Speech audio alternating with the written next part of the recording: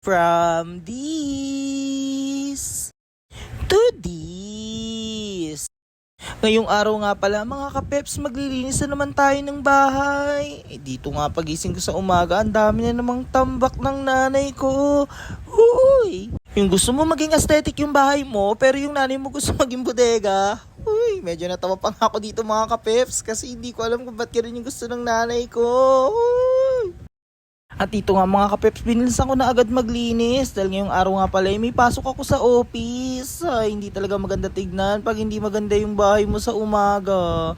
Ay nako, wala naman akong choice kundi maglinis dahil ayoko talaga ng madumi sa bahay. Huy!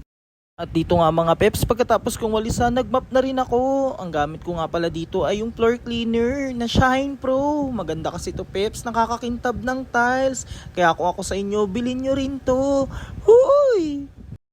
At after ko nga magmap dito sa sala, inalis ko na rin tong sopa para mamap yung ilalim. Huy! At dito nga magpa-from this to this na naman tayo. At ito na nga ang to this. Uy, o diba? Ang ganda na tignan. Dito nga kuhang-kuhan na yung gigil ko dahil ang dumi na naman ng lababo. Mamaya nga pa, hinugasan ko na din lahat ng hugasin dahil ayoko talaga na may kalat dito every morning.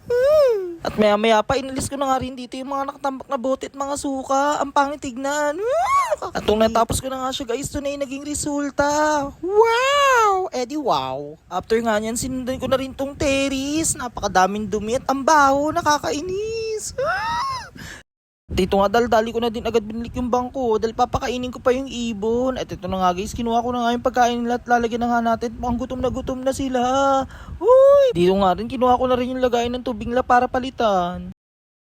At ito nga, bigla ako napaupo, bigla ako nakaramdam ng pagod. Uy, pagod na yarn. At ito nga, maya pinunasan ko na rin yung hagdanan ko. Ang dami ko rin kasi nakitang alikabok, kaya pinunasan ko na rin. O diba guys, ang ganda ng hagdan ko, ang lakas maka-aesthetic. Tas gusto lang ng nanay ko gawing bodega. Uy! At so paano mga peps, yun ganito na lang. Kung gusto makita ang task ko, follow for more. Part 2. Babu!